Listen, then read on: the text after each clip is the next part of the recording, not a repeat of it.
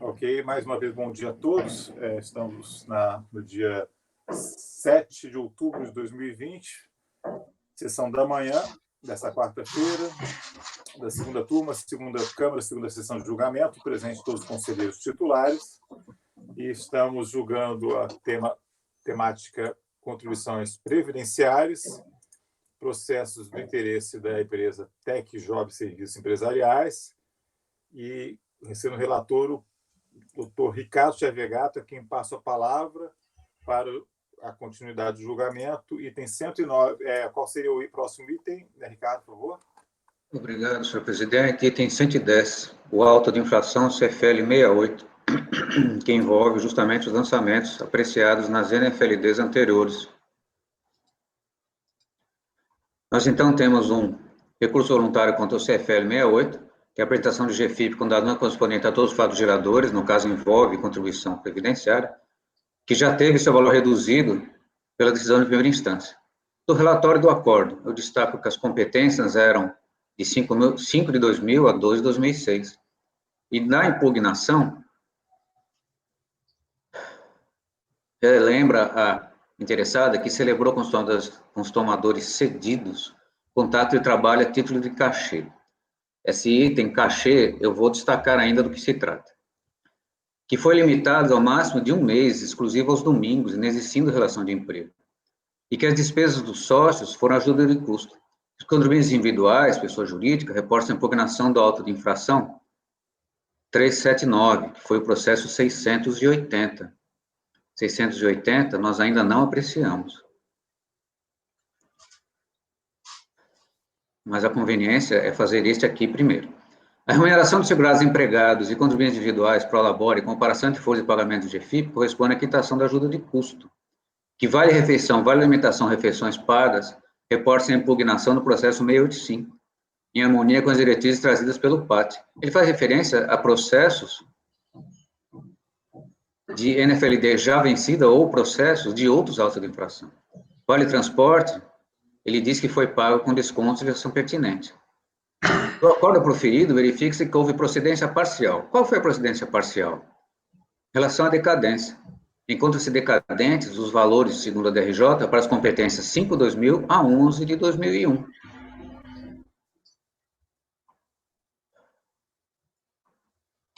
No recurso voluntário, ele não apresenta argumentos preliminares e simplesmente repisa os argumentos impugnatórios e pede a intimação para os patrões, como já visto em outros autos, incabível.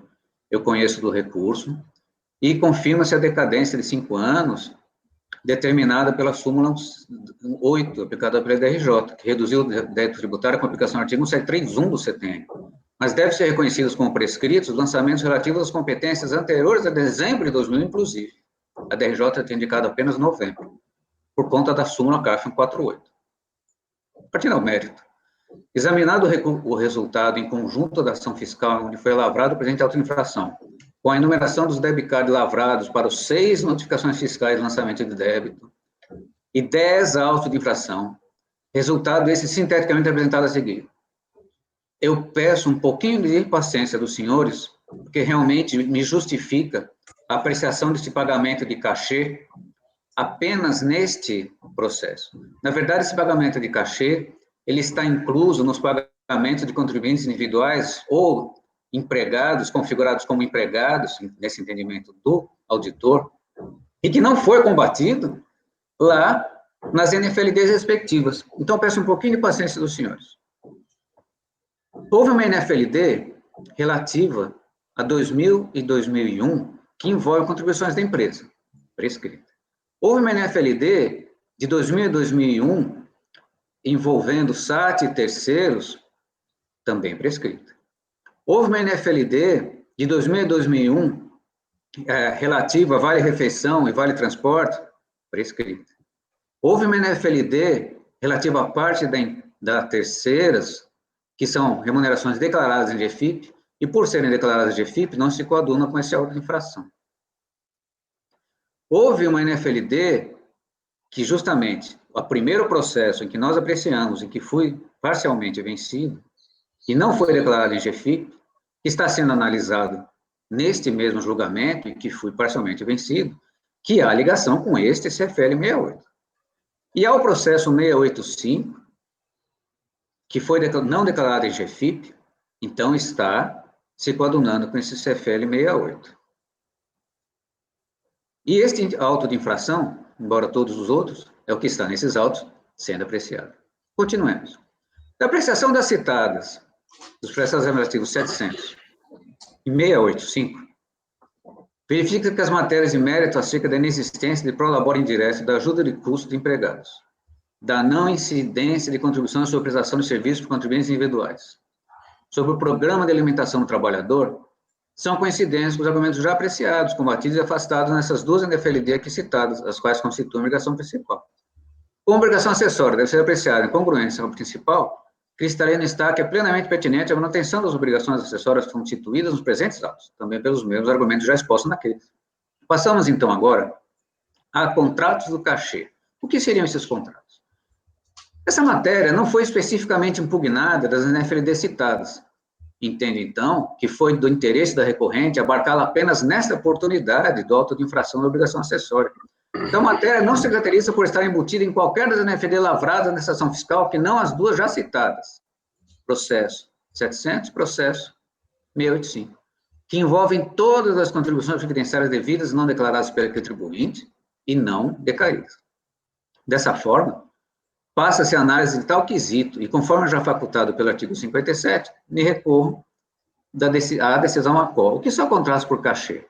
Alega impugnante que pactuou com diversas pessoas contrato de trabalho a título de cachê, com duração máxima de 1 mês, com exercício laboral exclusivo aos domingos, sendo que a natureza jurídica desses não propaga as consequências almejadas pela auto de infração. Deixe-me explicar. TecJob é uma empresa que terceiriza mão de obra, né? E ela contratava pessoas que, através do contrato que foi descaracterizado pela fiscalização, fornecia, por exemplo, a um supermercado ou a um shopping center, alguém que ficasse ao domingo fazendo promoção. O chamado cachê, segundo a DRJ, nada mais é do que a denominação adotada pelo impugnante para designar a contraprestação devida em decorrência do serviço prestado por parte do empregado, assim caracterizado pelo auditor. Continua o DRJ. O vínculo empregatício pode ser reconhecido entre as partes, ainda que o trabalho seja prestado apenas uma vez por semana. Para que uma relação de trabalho seja tutelada pela legislação do Processo Comum CLT, é suficiente que o trabalho seja realizado com habitualidade, aquele que se repete no tempo, pessoalidade, onerosidade e subordinação jurídica.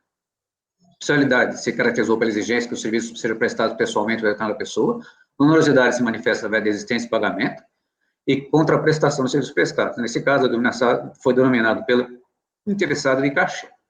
E a subordinação jurídica é o elemento mais importante para a realização da relação de emprego. O empregado se subordina ao empregador, cabendo a este orientar, fiscalizar e dirigir a prestação. Não há que se falar em prestação de serviço de natureza não eventual, pois tal se dá somente aos domingos.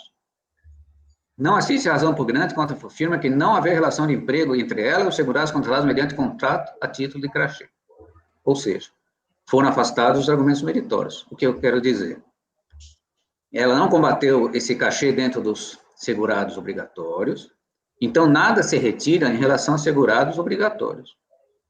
Em prosseguimento, da apreciação da retrocitada do processo administrativo 685, e recordando que a obrigação acessória deve ser apreciada em congruência com a função principal, as verbas pagas a título de vale transporte em pecúnia, depreende-se da NFLT indicada que assiste a razão contribuinte nessa matéria, conforme o parágrafo 89, e devem ser excluídos da infração todos os lançamentos relativos a vale transporte em pecúnia.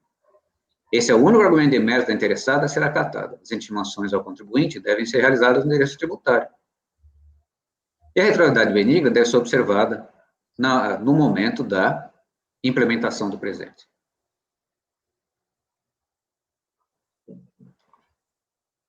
Peço para ler a conclusão. Não há que se falar em procedência da auto-infração, deve ser reconhecida a decadência da competência 2 de 2001, reconhecimento da credencial já efetuado, além do já efetuado pela RJ. Cabível a exclusão dos valores da multa relativa à falta de declaração de GFIP dos pagamentos relativos a vale transporte em pecúnia, apreciados na NFLD, que já apreciamos, no 685. Consequente exclusão da infração dos valores de multa reconhecidos do lançamento VT e parcialmente para o levantamento CSA. Esses sobre os pagamentos a que referem o mesmo levantamento VT e presentes na citada NFLD. Deve ser ainda reconhecida a necessidade de observação da aplicação da retroatividade benigna. Dispositivo. Desse dispositivo, eu encaminho no seguinte sentido. Dar provimento parcial ao recurso. Reconhecimento da decadência da competência 12 de 2001. Exclusão do cálculo da multa dos valores decorrentes da falta de declaração das verbas relativas no pagamento de vale de transporte em pecúnia decorrentes do lançamento do VT e parcialmente para o levantamento do CSA, sobre os pagamentos a que se refere o mesmo levantamento do VT, presentes no processo 685. Levando-se em consideração as alterações da base de cálculo dos lançamentos resultantes do julgamento, nesta mesma sessão, dos recursos voluntários dos processos administrativos, 685 e 700, que já apreciamos. No caso, o 700 é aquele em que fui vencido. Sim. Se me permite, Ricardo, isso dá para fazer mais simples, né? Só reconhece a decadência da competência do 2001 e para fins de calcular a multa, considerando o resultado do julgamento. O senhor travou ou eu travei? É o que se faz normalmente. O Rony. Com certeza. O Rony travou. Mas deu para entender. O senhor trava e destrava. Estranho. Eu concordo com o senhor quanto a realmente simplificar. Eu pequei pelo excesso, doutor Rony, esperando ser corrigido. Teve alteração lá, então fica assim. Tá? Pode ser? O fato da alteração lá ser implementado pelo voto vencedor e eu referenciar lá, acaba. Não faz diferença. Aí eu tiro esse excluir VT, excluir CSA. Só fala que é para recalcular a multa considerando o resultado daqueles julgamentos, tais. Só isso. Eu faço o dispositivo aqui para você, tranquilo. Eu agradeço. Tá. Alguma dúvida? Então, vamos à votação. Mário? Acompanhe o voto do relator, presidente. Martim? Também acompanho. Acompanho. Caio? Acompanho, relator. Leonan?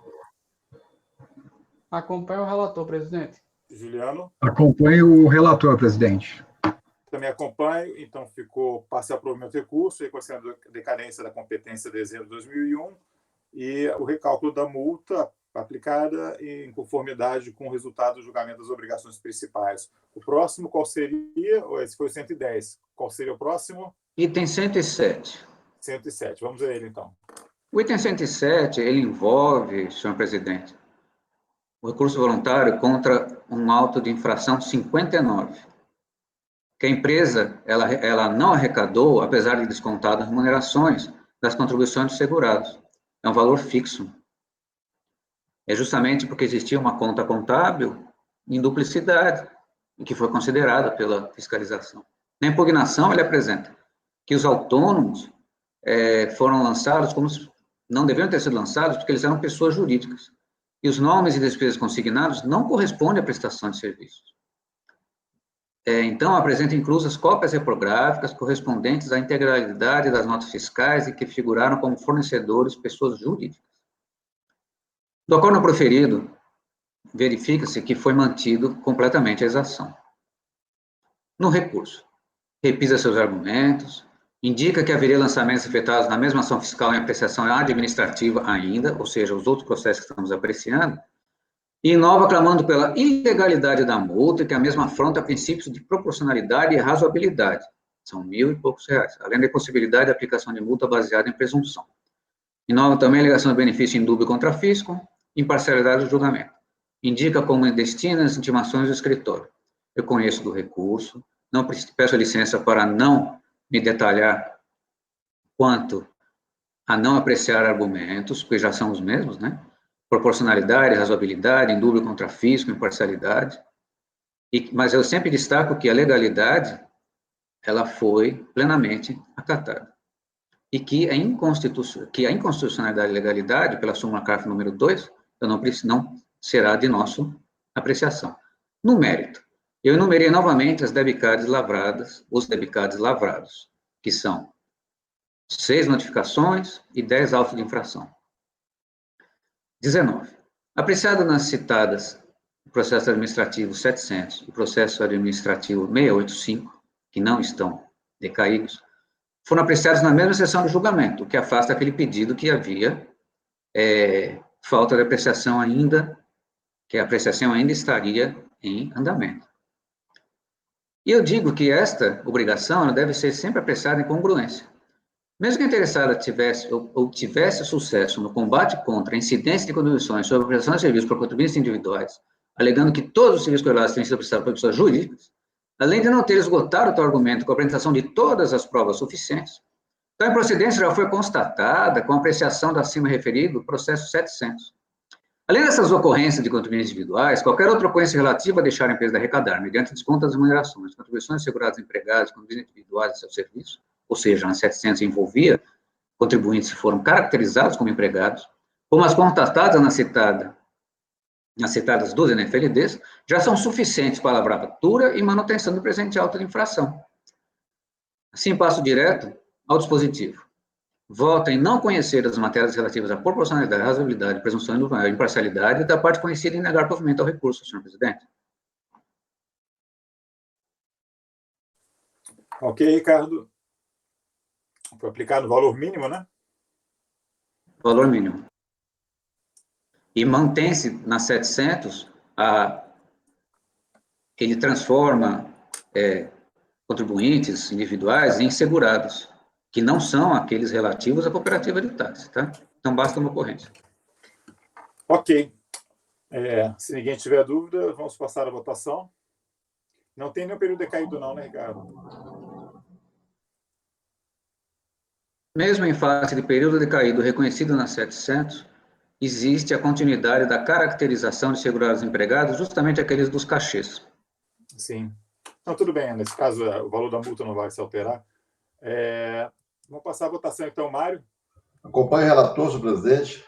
Martim. Acompanho também. Ludmila. Acompanho.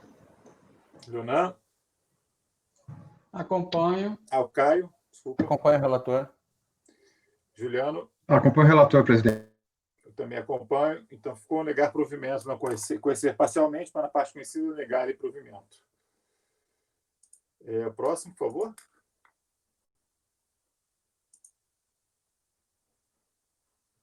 O próximo é o item 109, senhor presidente. 109 é mais um auto de infração, CFL 35. Deixar a empresa de apresentar esclarecimentos necessários à fiscalização na forma como estabelecida. No caso, não entregar uma planilha solicitada em TIAD. Aqui é valor fixo, de 11.950. Do relatório do acórdão, trago a impugnação. Repudia integralmente os motivos fáticos e legais esculpidos no auto de infração e alega que teria disponibilizado a planilha no prazo oportuno.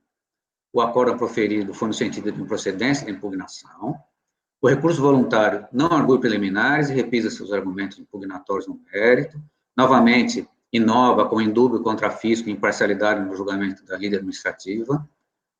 Eu conheço, os argumentos novos não serão conhecidos. O princípio da legalidade está presente e a súmula CARF não deve deixar de ser citada. No mérito, chega-se celeremente à conclusão no sentido de descabimento do argumento apontado pelo contribuinte, de que teria atendido a solicitação da fiscalização de forma correta e tempestiva, tanto pela indicação dos fatos descritos pela auditoria em seu relatório, folhas, quanto pela falta de comprovação de data de encaminhamento ou de protocolo de recebimento da cópia do documento acostado à impugnação. Ele faz uma planilha, acosta um documento, e fala assim, eu apresentei isto, mas não comprova que isso teria recebimento pela repartição ou pelo auditor. E isso indica que não foram apresentados antes da conclusão do procedimento fiscal, menos ainda da correção das informações prestadas, que, pelo destempo de apresentação, impossibilitou sua apreciação pela auditoria. Conforme exposto, claro está, tanto em sua impugnação quanto em seu recurso, falta de provas. As intimações devem ser no patrono. Dispositivo. Voto em não conhecer as matérias relativas e da parte conhecida negar provimento.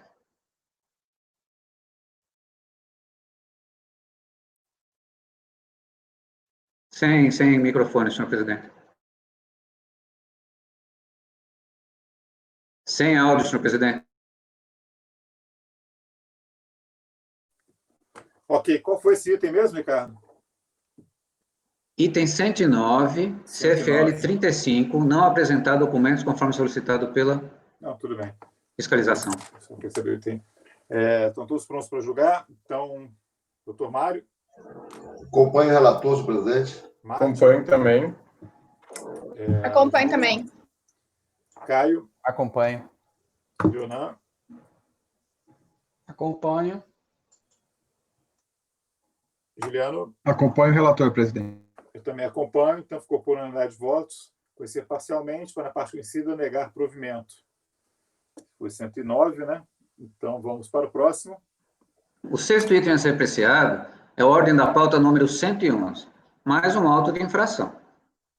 Nesse auto de infração, o CFL é o 56, que deixou a empresa de inscrever segurado o empregado. Valor fixo, não é valor fixo, né? Ele varia pelo número de empregados, tá? O relatório já foi reduzido, inclusive, para a DRJ. Do relatório do acórdão, vemos o quê? Ela descreve a autuação. De acordo com o relatório fiscal da infração, a empresa deixou de inscrever os segurados, enumera cada um deles, nominalmente, relacionados em notas fiscais. São as notas fiscais dos tomadores de serviço daqueles funcionários fornecidos pela TecJob. Então, veja bem, uma concessionária de automóveis ia fazer uma promoção no domingo. Requeria alguém da TecJob, fornecedor de mão de obra, essa pessoa iria até a concessionária, faria o ato promocional e voltaria. A TecJob diz que essas pessoas são contribuintes individuais e a auditoria diz que são funcionários, como nós já julgamos no processo 700. Na impugnação, alega que jamais deixou de providenciar o registro proporcionar todos os requisitos legais a seus empregados, porque ela não concorda que sejam empregados. Que a senhora Bruna e a senhora Janaína tiveram seus registros devidamente confeccionados quando foram admitidas pela autuada. Daqueles nomes relacionados, ela realmente contrata duas. E os segurados pactuaram com o impugnante um contrato de trabalho a título de cachê. Da emenda do acórdão, houve consideração parcial da impugnação. Vamos destacar do voto da turma. Está grifado. Assiste razão impugnante no que se refere à inscrição das duas seguradas, pois anterior à emissão de uma certa nota fiscal, de 2002, o valor correspondente deve ser retificado. O senhor se lembra? 2002 foi abrangido pela decadência. Alega impugnante que os segurados não inscritos pactuaram contrato de trabalho a título de cachê, mas equivoca-se a impugnante, pois a inscrição do empregado é formalizada pelo contrato de trabalho, caracterizado pela auditoria. No recurso, não argui preliminares, repisa seus argumentos impugnatórios, aqui não fala sobre novos argumentos, perdão, inova um argumento aqui, aqueles argumentos de indúbio, ele não inova. Tem uma inovação aqui. Duplicidade da aplicação de multa para que a mesma suposta segurada não inscrita, a senhora Adriana, que a senhora Adriana veja duplicidade. Inova alegando, olha, eu me equivocando novamente, existe mesmo indúbio contra fisco e imparcialidade. Me perdoe. Do voto, eu conheço do voto, os argumentos relativos a indúbio contra fisco, imparcialidade e mesmo duplicidade da aplicação de multa são novos. Comente-se que a autuada apontou só no recurso que Adriana Feitosa, com S, de folhas do MT6, seria a mesma Adriana Feitosa da Silva, com Z, eu destaco as folhas. As diferenças de grafia e de extensão do nome estão presentes no demonstrativo de serviços prestados apresentados pela própria autuada já durante a fiscalização. Não foi juntado nenhum outro documento, juntamente com a impugnação, que se referenciasse tal segurado para apreciação, que dirimisse a dúvida naquele instante de impugnação. Portanto, traz-se uma inovação argumentativa, a meu ver, desprovida de provas cabais e que não deve ser apreciada, nem como uma eventual relativização da preclusão. Apesar da indicação legal da multa por parte interessada, foi tudo envolvido pela legalidade, inconstitucionalidade e a súmula CARF número 2 já nos impede de apreciação. Portanto, não há que se apreciar dos novos argumentos.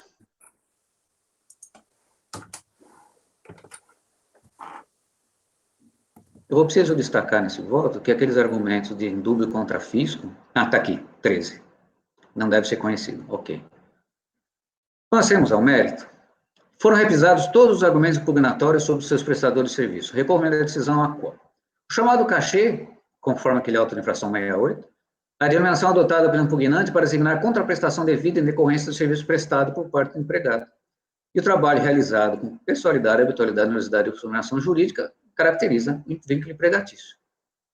Esta matéria, segurados empregados, prestadores de serviço e contratados por cachê, está embarcada na FLD que levantou o crédito principal, que eu destaquei durante o julgamento do CFL 68. E que fui acompanhado no sentido de manter como caracterização. Faço uma pequena observação aqui, gente, que o relatório de auditoria aparece a relação dos segurados que foram indicados por estarem presentes em notas fiscais emitidas pela TecJob. Tais notas, juntadas a partir de folhas 43, perduram ao longo do ano de 2002 e subsequentes. Portanto, não se excluem mais segurados. Embora existem notas que comecem em 2002, todos os mesmos prestadores que foram caracterizados como segurados, eles perduram em notas fiscais subsequentes dos anos não decadentes. Como essa lavratura de auto de infração é por constatação de caracterizado em algum evento, como existe cada um desses caracterizados em anos que não há decadência, mantém-se o lançamento. As intimações devem ser feitas ao contribuinte. Concluo no seguinte sentido. Voto em não conhecer das matérias relativas à duplicidade, aplicação de multa, presunção, dúvida contra fisco e imparcialidade. E da parte conhecida, negar o provimento. Esse é meu voto, senhor presidente. Obrigado, Ricardo. Tem algum questionamento, alguma dúvida? Passar a votação, então, Mário. Acompanho o relator, senhor presidente. Acompanho também. Acompanho. Mila, Caio, Acompanho o relator. Leonan, Acompanho o relator, presidente. Juliano. Acompanho o relator, presidente. Eu também acompanho, então ficou conhecido em parte recurso, para a parte conhecida, negar provimento. O próximo item agora é o 108, senhor presidente. 108. Por favor, A derradeira autuação face a essa empresa que foi encaminhada para a minha apreciação. No caso desses autos, nós estamos diante, não se refere... Eu errei aqui, se refere a 34.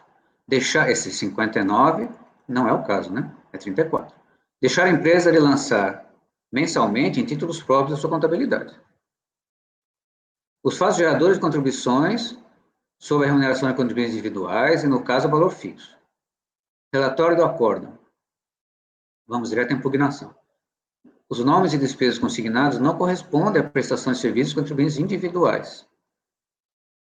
Indisponibilizou as notas fiscais compreendendo os serviços prestados, que diz que foram prestados por pessoas jurídicas, que é aquela grande contraposição da auditoria que caracterizou diversos dos serviços como prestados por pessoa física por falta de provas. E o acórdão foi no sentido de manutenção integral. E do voto, eu destaco o quê? Comprovantes juntados à defesa.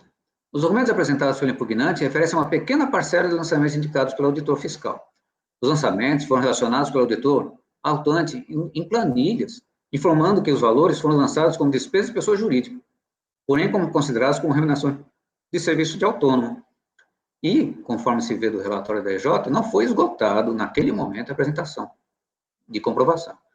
Continua da EJ. Não restou comprovada a alegação do impugnante de que todos os pagamentos referem a serviços prestados por pessoas jurídicas. Peço vênia para o recurso voluntário ser apreciado. Não argui preliminares. Mérito, repisa os argumentos. Indica que não haveria lançamentos efetuados na mesma ação fiscal, indica que ainda há lançamentos em apreciação, nós já apreciamos. Inova pela ilegalidade da multa, princípio proporcional de razoabilidade, impossibilidade de aplicação de multa baseada em presunção. Inova em dúvida contra fisco. Indica como destino das intimações do escritório. Conheço do recurso, aqueles argumentos aduzidos em todos os outros são repetidos aqui, e não os conheço, mas sempre destaco o princípio da legalidade sendo observado e assumo a CARF número 2.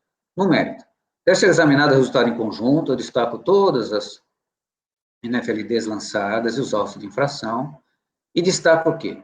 No processo administrativo 700, o primeiro por nós apreciado, e o processo administrativo 685, foi verificado que essa matéria, a contraposição entre contribuintes individuais e pessoas jurídicas, diversos lançamentos confirmados, não ativos nas duas NFLD, que foram apreciadas nessa sessão. Portanto, a obrigação principal vai ser imperativa sobre o acessório. Mesmo que a interessada tivesse sucesso no combate contra as incidências de todas as contribuições de prestações de serviços com contribuintes individuais, alegando que todos seriam prestados por pessoas jurídicas, não esgotou o tal argumento com a apresentação de todas as provas suficientes, que é fato claramente apontado para a DRJ. E já foi constatado na NFLD do processo 700, independente da cooperativa de táxi. Portanto, bastava uma ocorrência. Conforme exposto, em sua impugnação e seu recurso, há falta de provas. As intimações são para o interessado, meu dispositivo é encaminhado no seguinte sentido. Conhecimento parcial e da parte conhecida negar provimento, senhor presidente. Obrigado, Ricardo. Algum questionamento, dúvida? Então, passamos à votação. Doutor Mário. Acompanho o relator, presidente. Martin. Acompanho também. Ludmila. Acompanho também. Caio. Acompanho o relator. Leonan. Acompanho o relator, presidente. Juliano. Acompanho o relator, presidente. Eu também acompanho, então ficou parecido item 108, conhecer parcialmente o recurso para, na parte conhecida, negar-lhe provimento. Agora, ainda com o Ricardo, a empresa interessada agora é Têxtil Everest, item 114 da pauta. Pois não, senhor presidente. O item 114 é um recurso voluntário, 114 é um recurso voluntário contra uma NFLD. Essa NFLD apurou contribuições previdenciárias cujos fatos geradores envolvem parcelas in natura, fornecidas sem estar inscrita no PAT, do relatório do acórdão. Parte do segurado empregado não foi retida. E os riscos ambientais do trabalho destinados às entidades de terceiros incidem sobre os valores referentes às cestas básicas, ou seja, ele fala aqui, em relação às cestas básicas, não houve a retenção dos empregados, não houve SAT e não houve terceiros, apenas sobre o que envolve cestas básicas.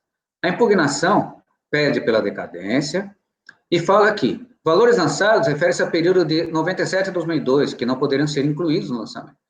As cestas básicas são distribuídas ocasionalmente, quando há estipulação nesse sentido nas convenções por eles acertadas, e são in natura, segundo a impugnante, naquele momento. A distribuição eventual não tem característica de salário, não pode ser incluída no salário de contribuição, e foi por causa de um mero cumprimento de formalidade, não é motivo para ser lançada a contribuição. Da emenda do acordo, verifica-se que a procedência total da notificação. No recurso voluntário, clama pela decadência parcial e repisa similar integralmente seus argumentos meritórios. Passando ao voto, eu conheço. E, preliminarmente, aprecio o quesito do período decadencial. No parágrafo 18, eu digo que, no presente caso, verifica-se que para as competências que envolvem os lançamentos efetuados passíveis de terem decadência caracterizada, não há comprovação nos autos da existência de recolhimentos, uma vez que nos relatórios respectivos não constam apropriações de créditos de qualquer natureza. Não há cabimento, portanto, para aplicação da súmula 99 do CARF, por falta de elementos. Dessa forma, para a NFLD consolidada em 8 de 2007, devidamente cientificada em 8 de 2007, período de apuração 97 de 2004, com base no artigo 1731, devem ser consideradas decadentes as competências até 11 de 2001, inclusive. É uma NFLD. Não foi levantado o 13º de 2001. Em continuidade, mérito. Durante a fiscalização, foi constatado que a empresa fornecia alimentos in natura a seus segurados, através dos registros realizados em livros contábeis, embora a autuada não estivesse regularmente escrita. Veja que o auditor atestou. Constituíram fatos geradores durante o lançamento, remunerações seguradas de empregados pagas em utilidades, in natura, sob a forma de cestas de alimentos. E esses valores eles foram obtidos em contas contábeis, embora não comprovada a inscrição no PAT. 21. Diante dessas constatações, necessário que se faz destacar o odiar entendimento deste egrégio conselho, no sentido que a mera formalidade e ausência de inscrição, sem inscrição no PAT, uma vez que sejam in natura, está fora da contribuição, do basical de contribuição. Existe referência a acordos precedentes. Existe também um parecer, nesse sentido. Vamos ao parágrafo 24.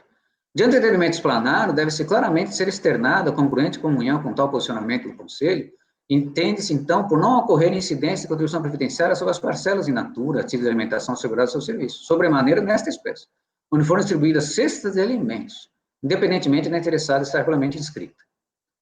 Concluo. Voto por dar provimento ao recurso. Eu vou passar de imediato a votação. O relatório fiscal é bem claro, é cesta básica, é a matéria pacificada. Senhor presidente, desculpe-me, é que apenas ressalto que, embora eu tenha apreciado a decadência, nem falo sobre a decadência, porque, na verdade, eu derrubo alto pela... Não. Okay? Não precisa, vamos direto, está dando provimento aí, então não tem problema, pode ficar assim. Mário? Acompanho o relator, senhor presidente. Martin? Também acompanho. Também. Vila? Caio? Acompanho. Leonan? Acompanho. Juliano? Acompanho o relator, presidente. Também acompanho, então ficou item 114, dar provimento ao recurso, agradeço ao Ricardo e passo a palavra de imediato para o doutor Martim Gesto, item 115 da pauta.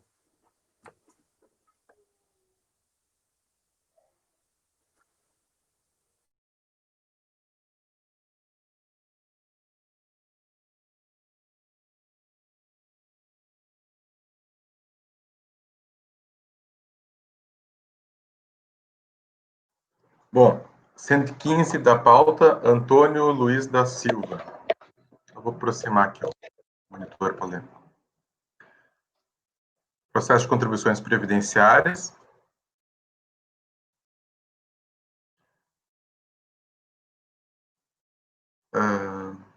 Lembrando muito bem da matéria aqui, então vou dar uma lida rapidamente no voto aqui.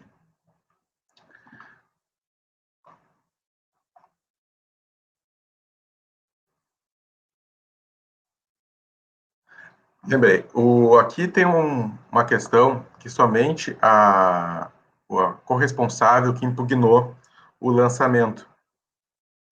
E a contribuinte, que é o contribuinte, que é o Antônio Luiz da Silva, ele não fez a impugnação. Só fez recurso voluntário. Então, a corresponsável fez a impugnação, o contribuinte não. Em recurso voluntário, ambos fazem, tá? No entanto, a corresponsável, ela alega a mesma argumento que o contribuinte também veio alegar em recurso voluntário, e, no fim, o meu entendimento vai ser por dar provimento ao recurso dela, cuja decisão também beneficia o contribuinte, que é do reconhecimento da decadência do lançamento em razão da súmula vinculante número 8. Então, passando a parte do que se trata a questão, né, mas só indo para a parte da decadência em si, a DRJ julgou a questão em 2007, em 2008 foi publicada a súmula vinculante número 8.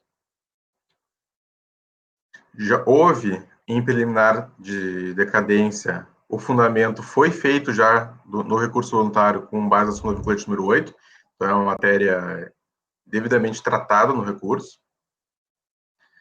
Então, é necessário verificar se a contagem deve ser pelo 73 ou pelo 150. A contribuinte foi cientificado o lançamento em 1º de setembro de 2006 e o lançamento abrange o período entre janeiro de 2009 a abril de 2005. Não sei se essa informação está correta aqui. Perdão, está errada essa informação, aqui deve ter copiado de um outro voto. O lançamento somente abrange 93, tá? Perdão. Então, o lançamento ele é de 1º de setembro de 2006, e o lançamento abrange o período de janeiro a dezembro de 93. A decadência deve ser reconhecida utilizando-se da forma com a contagem decadencial menos vantajosa ao contribuinte. Verifique se a competência de lançamento é uma só, janeiro de 93, então corrigindo a informação, o período de apuração é de janeiro a dezembro, mas a competência lançada é somente uma, janeiro de 93, cujo vencimento do tributo se deu em fevereiro de 93. Assim, em relação a essa competência, o primeiro dia do exercício seguinte ao lançamento poderia ser efetuado foi 1º de janeiro de 94, encerrando-se em 31 de dezembro de 98. Assim sendo, o contribuinte sido cientificado do lançamento em 30 de novembro de 2004, e após cientificados, contribuinte corresponsável do relatório fiscal complementar que reabriu o prazo da impugnação em 2/10 de 2007 e 5 de novembro de 2007, deve ser conhecida a decadência integral do lançamento.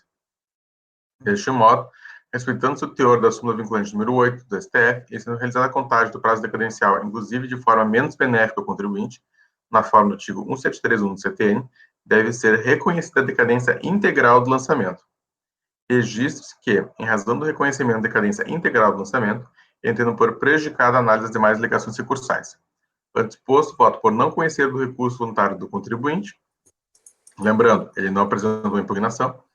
Quanto ao recurso voluntário da corresponsável, voto por dar provimento ao recurso para reconhecer a decadência integral do lançamento.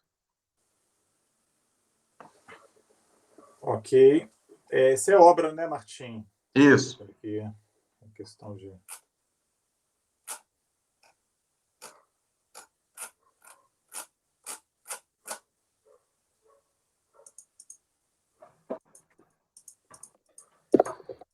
Posso fazer uma pergunta aqui? Pode, me deve.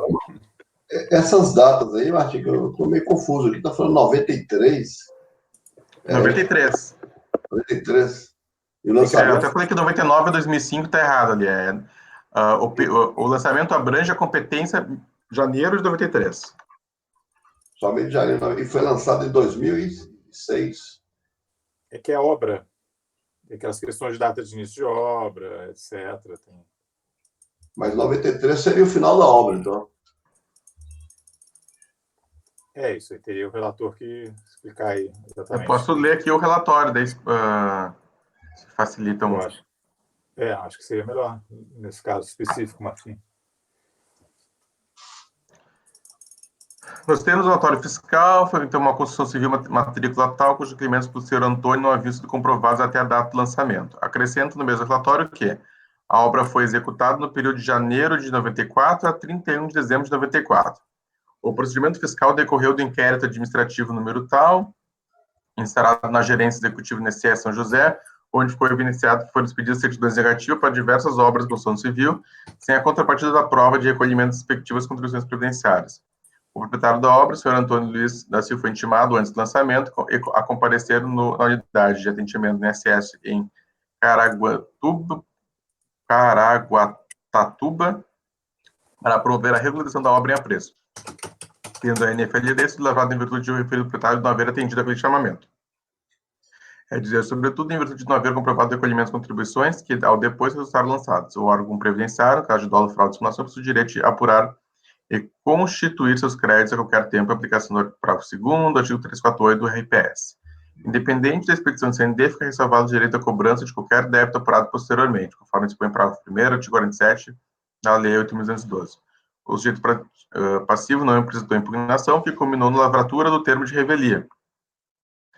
Tendo os autos sido encaminhados para a inscrição do débito em dívida ativa e consequente execução judicial, a Procuradoria se manifestou pela divergência entre a data do término da obra, da DISO, e a data informada do relatório fiscal. A auditora fiscal Maria Goretti, Marciano Leite, informa que, em vista que o presente lançamento é decorrente de emissão irregular de CND, optou por estipular a data da construção como sendo de 1º de janeiro de 93 a 28 de janeiro de 93.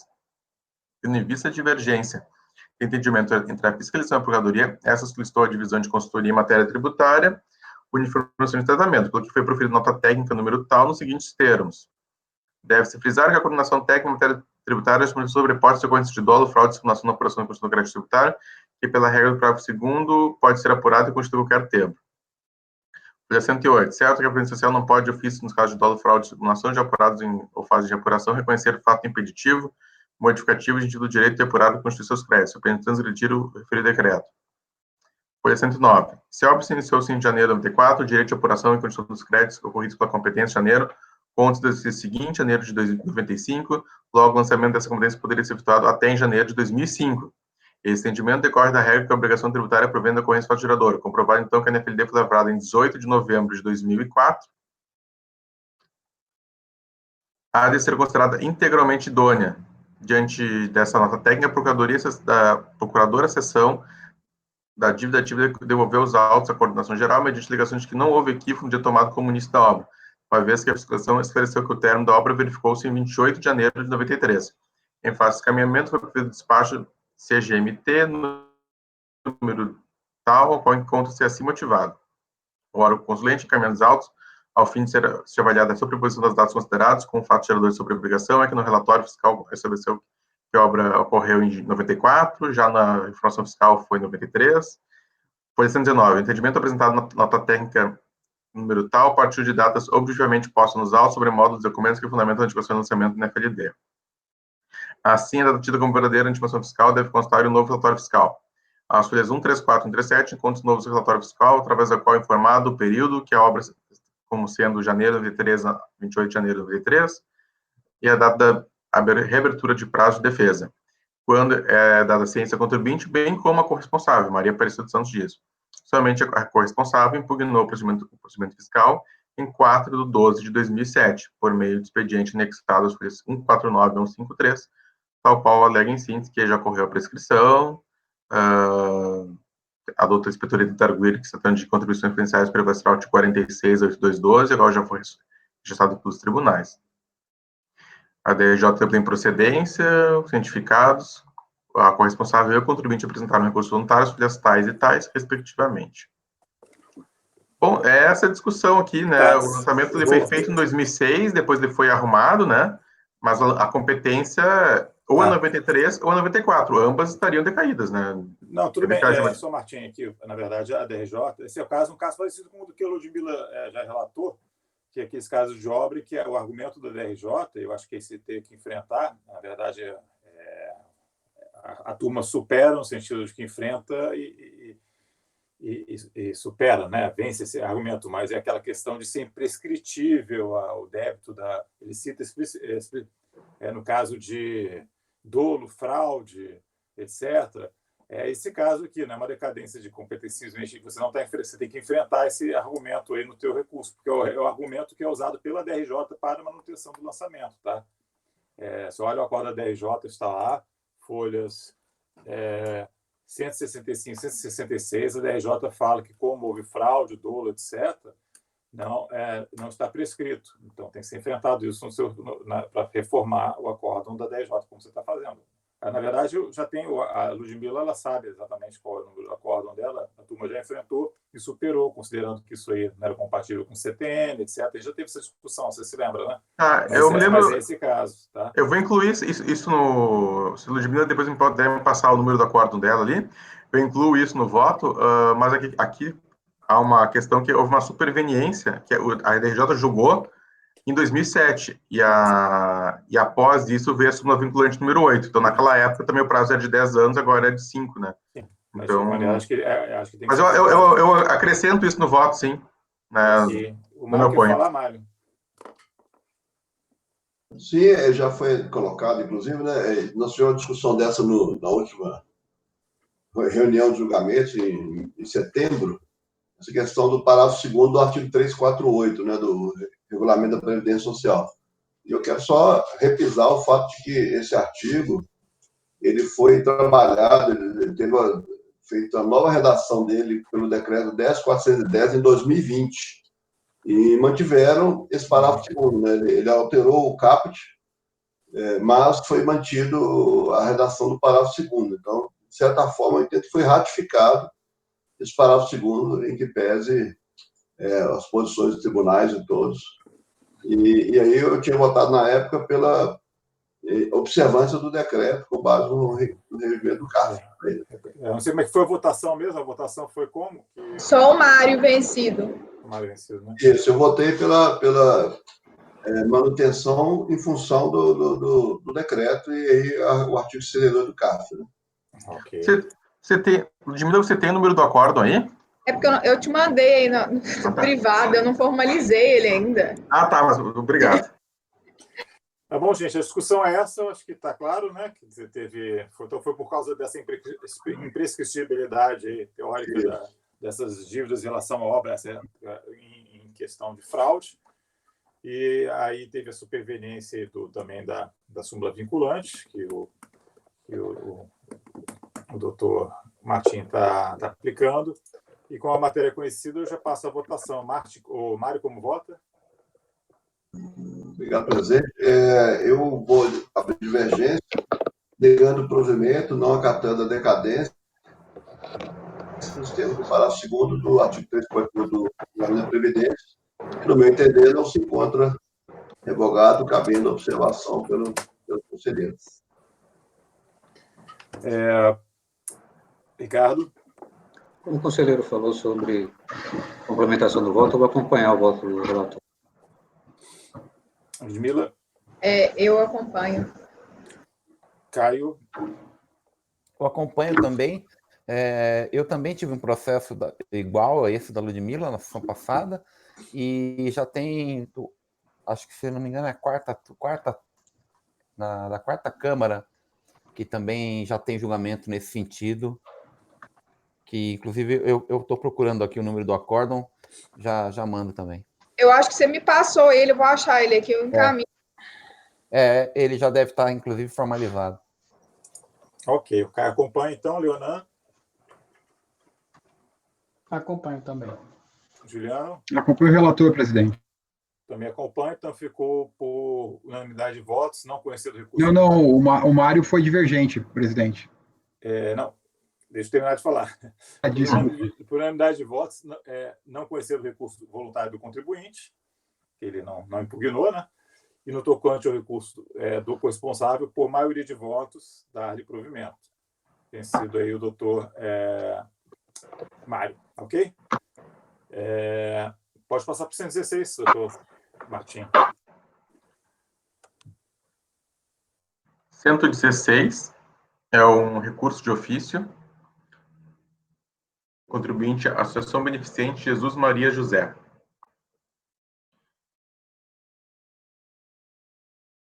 Eu grifei, esse caso aqui é um caso um pouco mais complicado. Eu acabei achando melhor fazer leitura. Então, para facilitar, eu acabei grifando os pontos aqui, tá? Na verdade, que tem uma discussão que se houve cessão de obra, se podia ter, se não poderia ter. E é um recurso de ofício, lembrando, né? Então, eu estou, indo para a parte final, eu estou negando o provimento do recurso de ofício. Está dentro do limite de alçada, então ele é superior a 2,5 milhões. O contribuinte teve uma parcial procedência na primeira instância, então a matéria da primeira instância que não foi procedente, a gente não está analisando aqui, e não teve recurso voluntário em relação a essa parte. Então, eu vou ler aqui uma parte do relatório, bem sintética, que está em colorido, né, no voto, grifado, e depois, então, dúvidas a gente fica à disposição depois. Traz lançamento de crédito tributário relativamente à contribuição devida à empresa Seguridade Social, tem assim um adicional de financiamento de benefícios concedidos em razão do grau de incidência de capacidade lucrativa e riscos ambientais, SAT. Debicad final 723-2, contribuições devidas a segurados e empregados contados e não descontados ao mesmos, Debicad final 725-9 e 726-7, respectivamente. E contribuições devidas a terceiros, final, Debicad 724-0. Incidente sobre remuneração de segurados e empregados no período compreendido entre as competências 2008, janeiro a dezembro de 2008, incluindo esse terceiro de 2008. Ainda houve lavratura de autoinfração, relativamente à imposição de penalidade pecuniária, que fosse da não declaração da totalidade dos fatos geradores na guia de recolhimento do GTS, GFIP. Segundo o relatório fiscal, existe resumo dos fatos geradores apontados pela fiscalização. Sustento do lançamento de contribuições decorre da entidade não ter efetuado o seu recolhimento e não ter declarado em GFIP, que se trata de entidade que vinha gozando de isenção de cota patronal, posto a estar cumprindo os requisitos do artigo 55 da Lei 212, que transcreve. 3. Conforme o Estatuto Social, trata de entidade civil de direito privado, sem fins lucrativos econômicos, trata filantrópico, cuja finalidade é a criação, instalação, administração e manutenção de maternidades, hospitais, asilos, creches, orfanatos, escolas, ambulatórios e centros de recuperação para atendimento de necessitados, sem fins lucrativos, sem distinção de raça, ou cor ou credo. 4. Que foi consultado que a entidade operacionalizou o programa de saúde da família e agentes comunitários de saúde com um contrato firmado com o município de Guarulhos, por intermédio da Secretaria Municipal de Saúde, convênio número tal, Programa da Saúde da Família, PA número tal, datado de 13 de fevereiro de 2004, e termos aditivos subsequentes.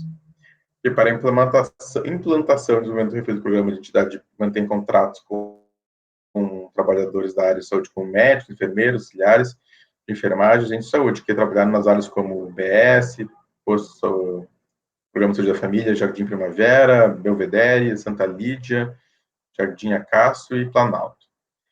4.2. Conforme o cronograma de desembolso anual, anexo ao convênio número tal, Programa de Saúde da Família, PA número tal, ficaram demonstrados os valores repassados à entidade da seguinte forma: recursos humanos, provisão de férias, provisão, aviso prévio, provisão de TS, e após o subtotal, uma porcentagem de 5% como gestão de pessoal. Denominação esta modificada nos aditamentos futuros como taxa de administração.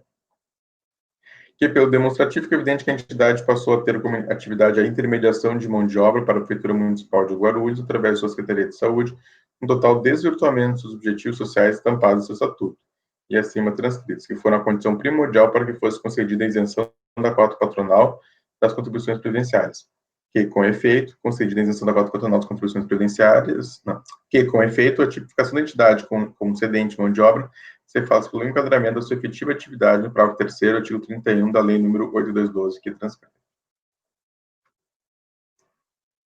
Que, portanto, ficou caracterizada a finalidade explícita da entidade como cedente de mão de obra, através de seus empregados, e com uma porcentagem para a administração dessa cessão de mão de obra. Que, por outro lado, fica evidenciada uma burla da isenção tributária em benefício do contratante, uma vez que, embora essa não goze de isenção tributária, ela se beneficia, posto não ser onerada pelas contribuições previdenciárias tendentes sobre a remuneração das categorias de trabalhadores, devido à intermediação estar sendo feita por uma entidade de gozo de isenção. De fato, a isenção da cota patronal da entidade acabou se estendendo também à sua contratante. Se a contratação dos trabalhadores empregados da entidade tivesse sido feita diretamente pela contratante, ou por uma entidade ou empresa que não tivesse esse benefício fiscal, teriam que recolher as contribuições previdenciárias dentro sobre o salário de contribuição desses trabalhadores. Nesse caso, por se tratar de um órgão público, esses trabalhadores somente poderiam ser efetivados no órgão por concurso público. Que, face a tais constatações, a fiscalização firmou a convicção de que a entidade deixou de atender o inciso 3 do artigo 55 da Lei 8212, vigente à época dos autos geradores, que tal entendimento é referendado pelo parecer CJ número 3272, que transcreve, conclui pelo cabimento do lançamento das contribuições patronais e devidas a terceiros. Esse ponto da questão dos médicos autônomos não ficou mais na lide em relação ao RO. Eu passo para o item 11, que por não declarar em GFIP os valores relativos a contribuições previdenciárias incluídos no lançamento, o contribuinte infringiu o parágrafo 5º, inciso 4, do artigo 32 da Lei 8212, nas competências 2 a julho e 9 a 10 de 2008, caracterizando os convênios de obrigação acessória na forma de ação vigente à época dos tiradores. Já faço a ressalva que já foi aplicado o MP 449 aqui, conforme inciso 2 do artigo 106 70. E resignado com o lançamento, comparece o sujeito passivo aos autos, impugnando por instrumento de folhas tais, postulando pela improcedência do lançamento e reduzindo. Que é impugnante é uma entidade de filantropia declarada de utilidade pública pelo governo federal e estadual, regularmente registrada no CNSS, com seu estatuto social arquivado no cartório de títulos de documentos com de imunidade tributária, que é portadora do certificado de entidade de fins filantrópicos, pedido pelo Conselho Nacional de Assistência Social, que está registrado no Ministério da Saúde e no Conselho Regional de Medicina, relativamente no seu ambulatório médico, ambulatório Maria José Furquim Cruz e Dona Pina, e sua maternidade e maternidade Jesus José Maria. Que mantém convênio com o município de Guarulhos, nos serviços de atenção à saúde em nível ambulatorial, explora pelo parto, nascimento e planejamento familiar aos usuários do SUS Guarulhos, por gestão compartilhada. Que é impugnante está e sempre esteve em regular funcionamento de seus dirigentes, nada percebem pelo exercício de suas atribuições e funções, não podendo receber qualquer remuneração do direto ou indiretamente de lucros, bonificações ou vantagens, bem como previsto na acionar com a entidade, ou elas se vincularem às suas atividades, não certo ainda que todas as subvenções, doações, qualquer que seja outro benefício pecuniário, são sempre aplicados nas finalidades que esteja vinculada. Além disso, os recursos, rendas, subvenções e doações pertencem exclusivamente à associação, que está expresso no próprio quarto do artigo citado do artigo 35 do seu Estatuto Social, que é impugnante a atender exclusivamente usuários do SUS e por nada cobrar pelo seu serviço em sede ambulatorial hospitalar e manter seus convênios ou leitos pagos ou conveniados, tem dificuldades para se manter, sendo certo que seu resultado financeiro sempre foi negativo, acumulando sucessivos déficits, inclusive no questionado exercício da ação fiscal, como evidenciam os seus balanços contábeis. Que sempre procurou obter renda para diminuir o seu prejuízo acumulado no exercício das suas atividades filantrópicas, que por meio de promoções sociais junto com a comunidade de Guarulhos, quer em atividades ligada diretamente ao seu objetivo social, ou seja, convênio com o município de Guarulhos, por meio de sua Secretaria Municipal de Saúde, promover esforços destinados a ações visando a implantação e ou implementação do Programa Saúde da Família, PSP. Só fazer um adendo aqui, né, pegar só quais são os argumentos que a DRJ considerou, né, que eu vou adotar também, que não houve cessão de mão de obra. Na verdade, houve um convênio entre as partes e, portanto, isso difere de cessão de mão de obra. Então, vou seguir, só para vocês já entenderem qual é a linha de raciocínio. Que é manifesto equívoco do fundamento do auto de infração, eis que, em primeiro lugar, o impugnante não deixou de manter as atividades sociais na área da saúde, e por meio de seu ambulatório médico e de sua maternidade, desde a sua fundação, essa e agora por meio de chamado ambulatório de contratualização ou gestão compartilhada, idealizado e incentivado no Ministério da Saúde, é impugnante presta número de serviços na área de saúde, em nível ambulatorial e hospitalar, sendo os serviços reconhecidos e aplaudidos pela comunidade local por sua excelência, temos os menores índices de mortalidade neonatal no Brasil, que no exercício de 2008, ao lado de gerenciamentos funcionários do Programa de Saúde da Família, prestou inúmeros serviços na área de saúde, tais como em sua maternidade, no laboratório médico. E da mesma forma, desde 2008, em razão do reconhecimento dos relevantes serviços prestados na área de saúde, recebeu doação de importante equipamento particular,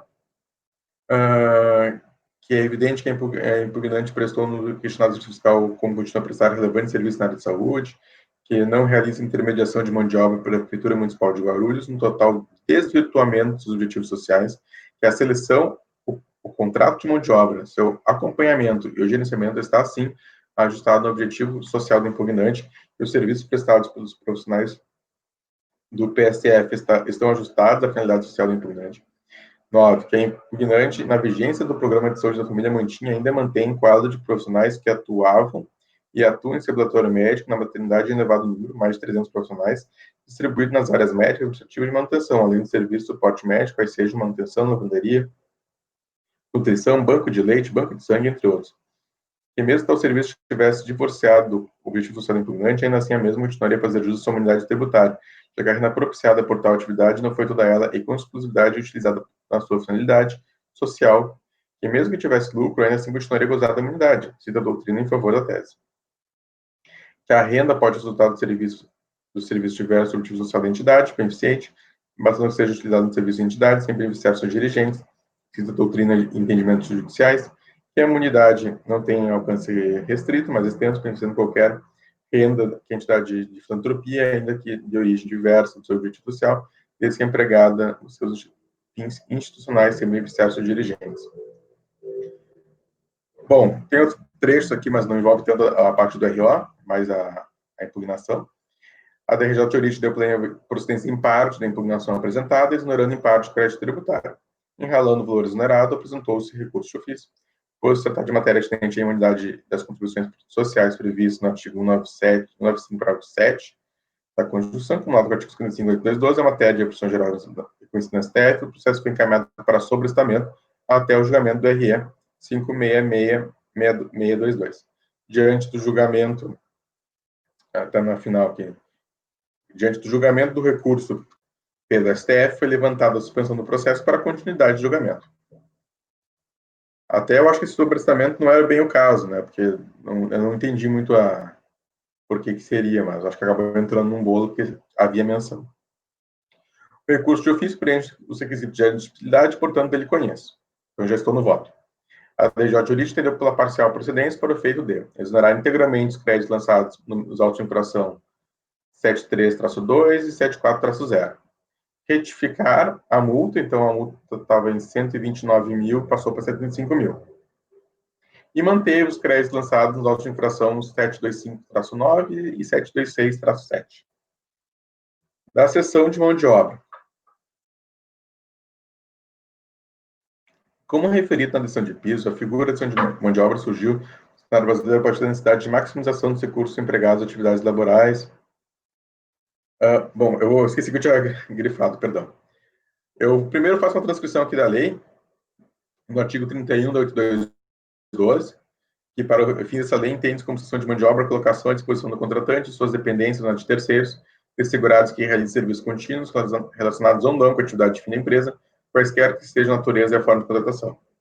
Do artigo, alguns elementos se extraem como necessários à configuração dessa formação jurídica de contratação são eles: existência de uma empresa cedente de mão de obra, existência de uma empresa tomadora de mão de obra, a atividade de mão de obra cuja prestação de serviço se dê pela alocação de mão de obra pela cedente à tomadora, prestação de serviço mediante ação de mão de obra no estabelecimento da empresa tomadora ou em outro para ela determinado, anuência de vínculo de emprego entre os segurados alocados na prestação de serviço e a empresa tomadora do mesmo.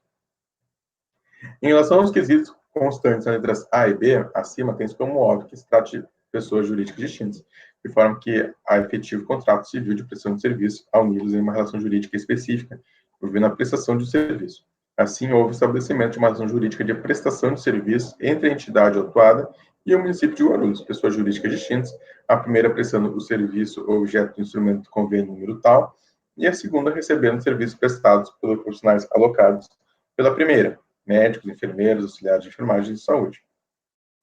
Tal prestação de serviço se situa na letra C, acima, envolvendo atividades que a legislação exclusivamente detalha como passíveis de serem prestadas mediante sistema de obra, isto é, a alocação de segurados vinculados à empresa cedente na empresa tomadora. Em sentido contrário, ausente a alocação do pessoal de uma empresa em outra, não existe sistema de mão de obra, restringindo-se a questão de mera contratação de serviço pronto ou produção. Vai ter umas instruções normativas que são transcritas. A DRJ de origem apreciou a questão e cruzamento adotou como razões de decidir. Assim, em relação aos serviços prestados pela entidade autuada, em face da dicção do revogado artigo 46 da INSRP 0315, tem que, a princípio, foram prestados serviços de saúde na forma do inciso 23, porém a questão será melhor aprofundada adiante. O pressuposto ativo do estabelecimento vem na letra D, assim, vejamos, o parágrafo 3º do artigo 31 da Lei 8.212 expressa o indicar que deve haver a colocação de mão de obra à disposição da contratante em suas dependências do contratante, instituição própria ou não de terceiros. No caso dos autos, se diz que a prestação de serviço se deu em relação a postos específicos relativos ao programa Saúde da Família, de bairro da cidade de Guarulhos, quais sejam Jardim Primavera, Valvedere, Santa Lídia e outros. De forma que, a princípio, houve alocação de mão de obra nas dependências do município de Guarulhos, unidades básicas de saúde. Pois bem, em uma análise superficial da adequação, parece claro que a entidade autuada prestou serviço sob o regime de cessão de mão de obra. Contudo, é apenas aparente essa conclusão. Explico. E, para tanto, permite-me trazer a colação de alguns excertos doutrinários sobre a figura jurídica do convênio administrativo. Da Estana Maria Silvia Zanello de Pietro, diz que o convênio não constitui modalidade de contrato, embora sejam instrumentos que o poder público utiliza para associar-se com outras entidades públicas ou com entidades privadas para realizar objetivos de interesse comum, mediante mútua colaboração. Define-se convênio como forma de ajuste entre o poder público e entidades privadas. Dessa maneira, a ausência do convênio adversa da ausência contratual, de forma a buscar a convergência do interesse do atendimento do interesse público primário, da coletividade, que transcende os interesses das partes, seja interesse público secundário, do ente público, seja interesse particular da entidade, e continua a administrativista desse. Eu não vou ler. Efetivamente, no caso dos autos, verifica-se que, como objeto do convênio está em harmonia com os objetivos sociais da entidade autuada, de forma a demonstrar que os interesses são, a princípio, a consecução do bem comum, mediante a prestação de um amplo programa de atenção à saúde da cidade de Guarulhos. Assim, a capacidade técnica e operacional da autuada foram tomados como mecanismos operacionais de ampliação da capacidade municipal de prestação de serviço de saúde, visando a amplitude do acesso da população ao serviço de saúde, a melhoria de qualidade de vida de parcela da população relativamente à margem do sistema de saúde, não há com efeito um interesse particular da entidade conveniada, empresa autuada, no sentido de se obter lucro ou segmento específico de prestação de serviço na área de saúde do município. Integral a aplicação dessa lição ao caso posto em julgamento, conforme defluído das obrigações contratuais, que a transcrição operei deliberadamente, convênio celebrado estabelece não pagamento pelos serviços prestados, mas sim o dever de recepção de recursos públicos e a consequente obrigação de um emprego adequado à prestação de contas. Ora, tal procedimento é inconcebível no âmbito de uma relação contratual de efetiva cessão de mão de obra. A1, porque o valor do contrato de prestação de serviço abrangerá os custos operacionais da mão de obra, os encargos sociais sobre ela incidentes, os custos administrativos da empresa, tudo sob a forma de rateio, bem assim, a margem de lucro, inerente ao regime capitalista em que vivemos. No caso dos autos, não há isso. A2, porque há um extenso rol de obrigações inerentes ao dever de prestar contas dos valores empregados, de forma que os valores sejam objeto de restituição ao ente público, caso não venham a ser aplicados. Ora, reputa-se inadmissível e repudiado pelo princípio da autonomia da pessoa jurídica a ingerência do contratante sobre o outro, de forma a controlar a contabilidade, conta bancária, folha de pagamento e a aplicação dos recursos. Tudo isso inerente ao convênio de folhas 643 a 649. Assim, não consigo vislumbrar sequer a mera aparência de ação de mão de obra pela ausência completa de elemento inerente ao contrato civil, ou seja, o intuito remuneratório pelo serviço prestado.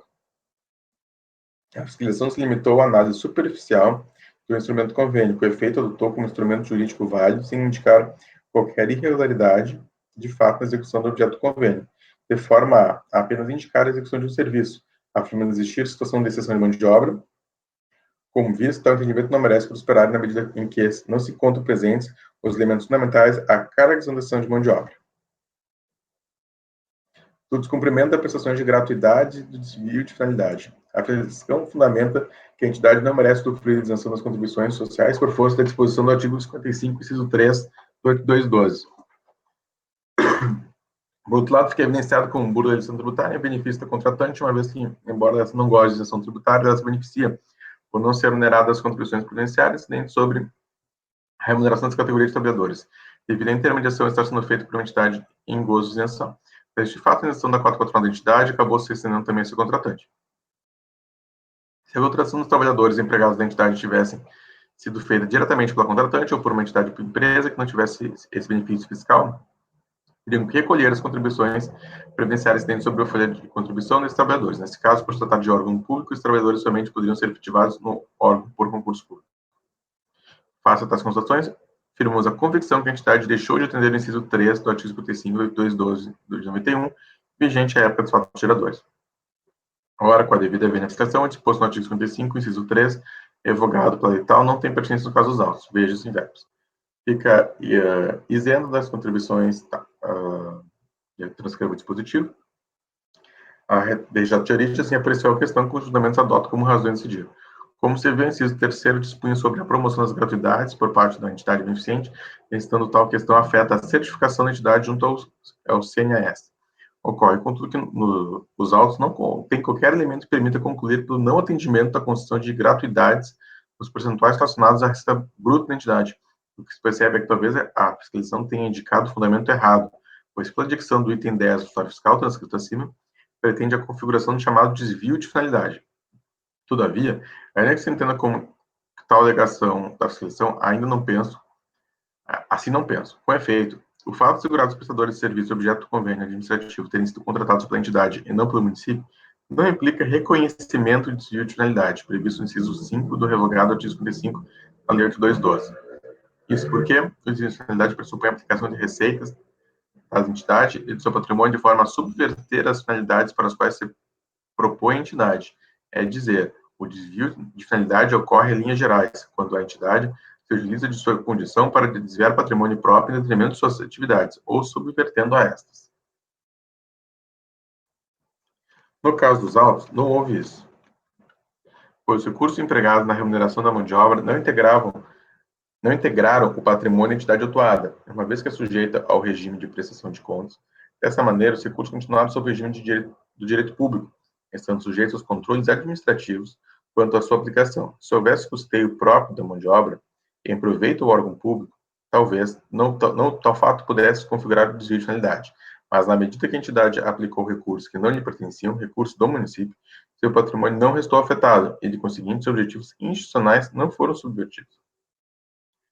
Os fatos segurados têm ou não de sujeitar a concurso público não interferem na questão, pois seu fato foge à competência da fiscalização quanto à apuração da regularidade ou não, estando sujeito aos controles internos e externos da administração pública. Outra assim, isenção por só não conduz à irregularidade do convênio.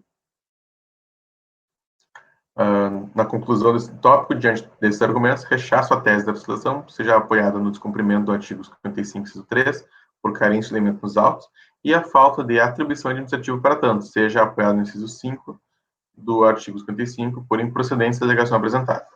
Entendo que não merece reparos o acordo recorrido nesse tocante. Aí, quanto à multa, bem simples a questão, ou como houve um provimento, uma procedência parcial da impugnação, a multa foi recalculada, já lembrando que a multa está de acordo com a legislação atual, que é mais benéfica. Então, por questão óbvia, mantendo o voto do DRJ, eu também acompanho a redução da multa, que fica daí de 129 mil, ela passa a ficar R$ 75.442,55. Também não merece acordos, um acordo incluído também quanto a este ponto de julgamento. Antes posto, voto por negar provimento ao recurso de ofício. Ok, senhores, alguma dúvida, algum questionamento? Que foi bem abordado aí, a questão. Saúde da família tem, às vezes, esses programas de convênios, eu já julguei isso na outra turma, esteja vencido, mas eu até mudei meu posicionamento. Acho que o caminhamento do Dr. Martim está bem de acordo aí com os fatos. Então, eu vou passar a votação. Dr. Mário? Obrigado, presidente. Eu vou votar pelas conclusões, porque eu não tenho uma certa diferença quanto a alguns pontos que foram relativos ao julgamento de piso, questão da liberdade de contratação e tal, que foram acatados assim como razão de decidir também, e eu discordo um pouquinho do que foi colocado lá. Então, eu voto pelas conclusões acompanhando, negando o recurso. Ok. Ricardo? Eu acompanho o relator, doutor. Eu também. Ludmila? Caio? Acompanha o relator. Leonan? Acompanho o relator. Juliano? Acompanho o relator, presidente. Também vou acompanhar. Então, for negar provimento do recurso de ofício. Votou pelas conclusões, doutor Mário. Então, eu vou pedir para interromper a gravação, tá? Finalizando essa manhã.